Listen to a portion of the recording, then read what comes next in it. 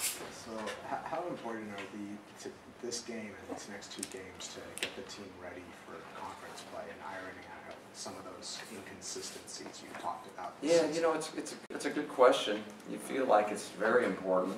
I'm always worried about the first game after finals because it really feels like the first game of the year almost, because you don't really know where your team is at. Finals week is hard. Finals guys are really tired, and over the years you just see some crazy stuff happen in practice because guys are just fried and they get real chippy with each other. They make some crazy plays and they're just so mentally exhausted. So it's hard to really make progress during finals week. We thought we had some good practices early in the week, and then we had some illness and sickness and injury and minor. So it didn't go quite as planned, but pretty good.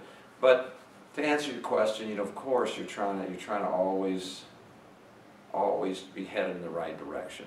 It's not always easy to do that, but the time you can really do that, and you need to do that, and it's a very crucial time, is once finals are over, and you know you don't go back to school till January, whatever. Now those guys can completely focus on basketball. More time can be spent. All their energy is in basketball, and I've found that those are the times when teams really make a move, and we'll need to make a move, and we'll need to have high quality practices and keep people healthy and keep people from, you know, getting sick and all that, and having those kinds of good fortune. But it'll be important. It's not incredibly critical, but yeah, you need to from here on out, you need to be feeling like you're walking up steps and not walking down. So did you see any of that finals mental exhaustion carry over into I don't this know, game? not really. You know, in some ways we played better than I actually thought. And I want to say this: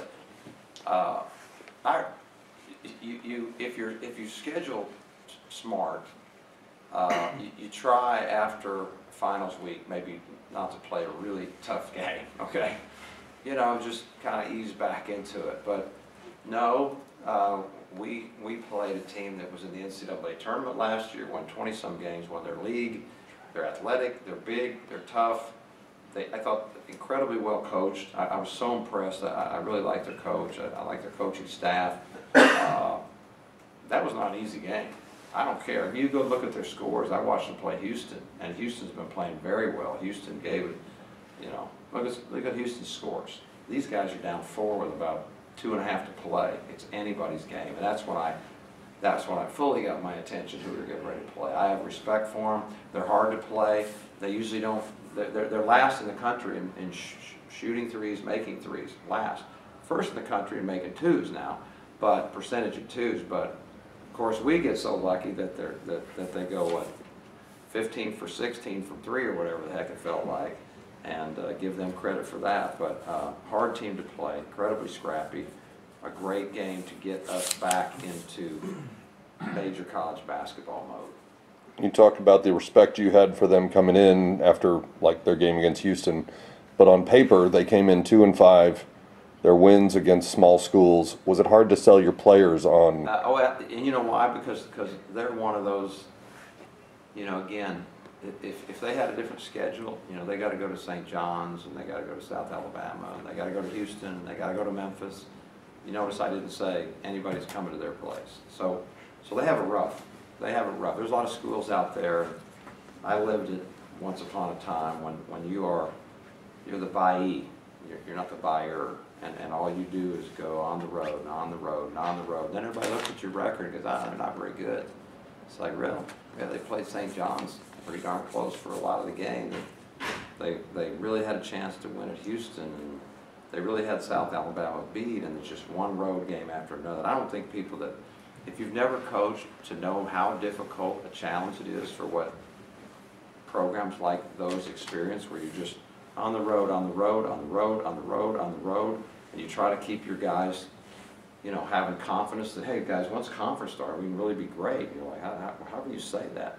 So the record has nothing to do with it. I'll tell you what, I'll show you 150 other teams in the country that play their schedule. They're going to have the same record, and they're people we all think are really good. And so there is an imbalance in college basketball. And so I don't look at records. I look at where they play. and how close did they play them. And I have respect for them. I really do. I think I'll be surprised they don't do well in their league, very well. They won the league last year. New Orleans shot 12 free throws in the first half, only 2 in the second. Where did you see the adjustment from the defense? You know, maybe some of it was we had some live ball turnovers. Live ball turnovers, that's about as bad a thing as you can do on offense, because not only do you not get your shot, but now it's a jailbreak at your end, and a lot of times those don't end well.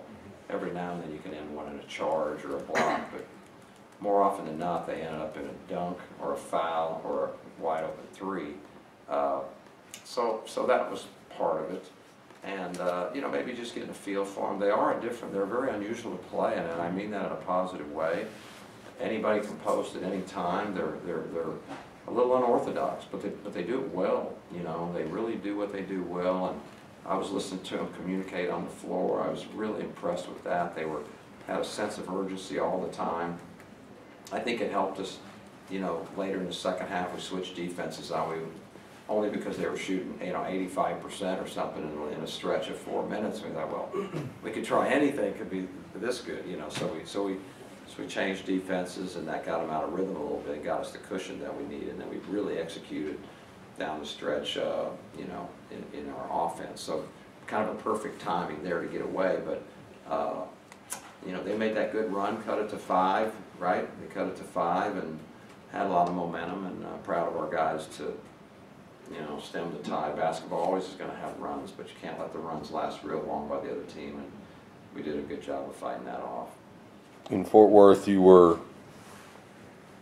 concerned, I guess, about your perimeter defense, and you acknowledged that TCU shot very well from 3. Yeah.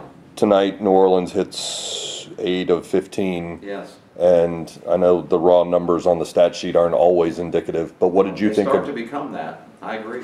So what did you think of your perimeter defense tonight? Well, part of it I'll have to watch film, because sometimes you do get fooled, and I learned a long time ago, don't make all your judgments during the game and then give all your opinions to your team, and you watch the film and go, ooh, it's a little bit different, you know, than I saw. Okay, so I always like to reserve judgment, but I can tell you that our message 1, 2, and 3 to the team right now is, we can say what we want, but the last 2 games that we have played, the numbers on our defensive end are not at all like the numbers we are used to, or that we put up earlier in the year, or even against some great teams. Now, you know, I mean, this wasn't like we played nobody and put up some incredible numbers defensively, USC or Arizona, or we've had some great defensive nights.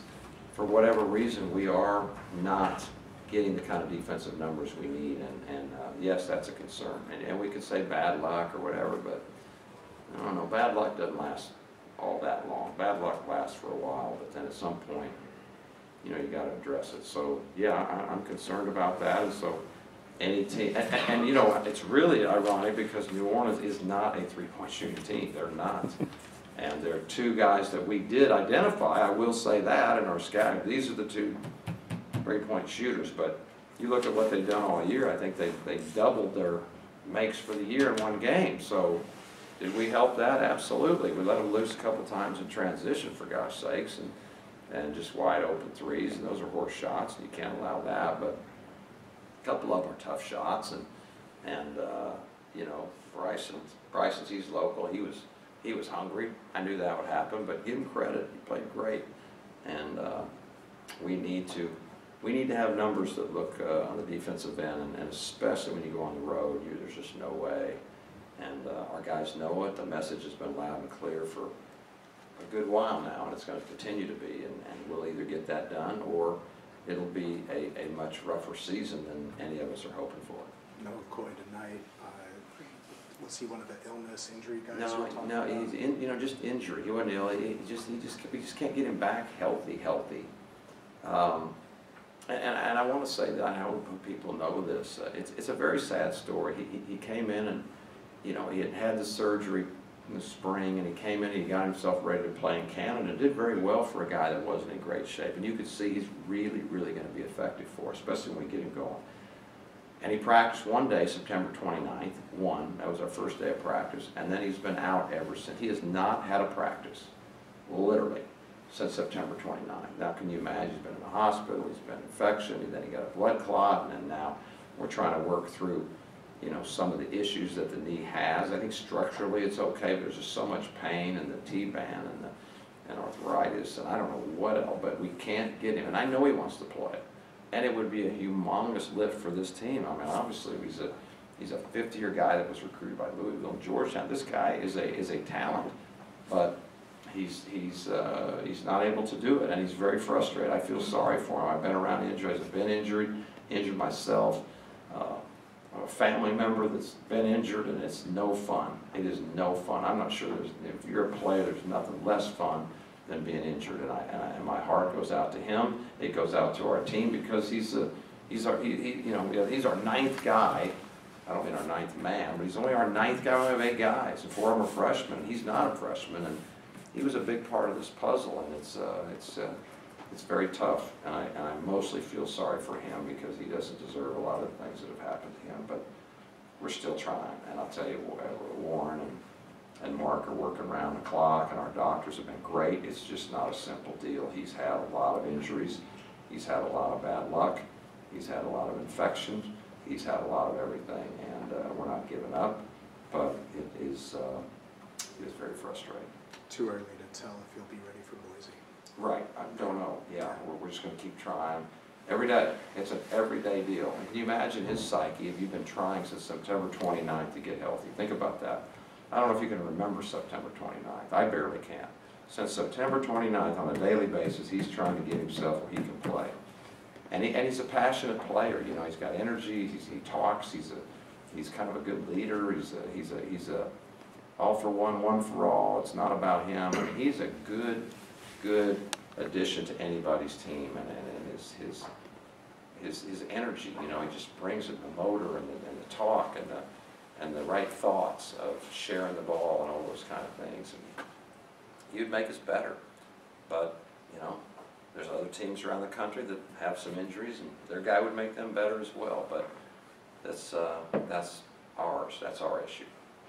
Does McMurray join you for Boise? We don't know yet. That's a very tough decision, honestly. Of course, he's an outstanding talent, and so on one hand, be really excited to have him join the team.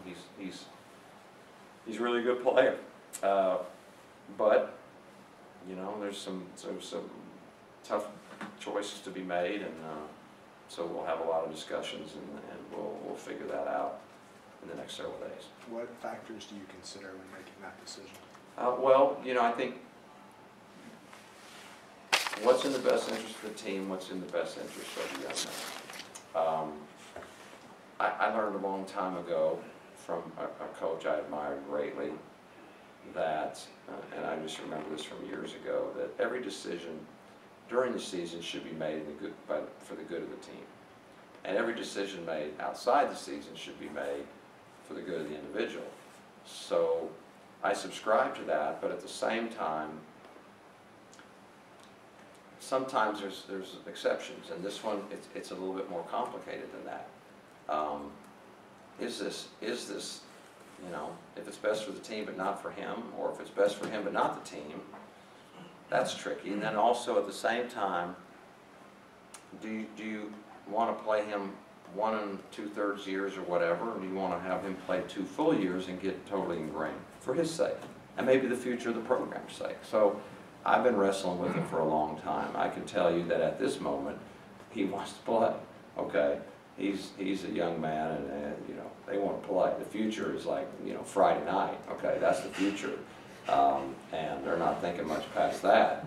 So, but I will say this, I'm not going to force him either.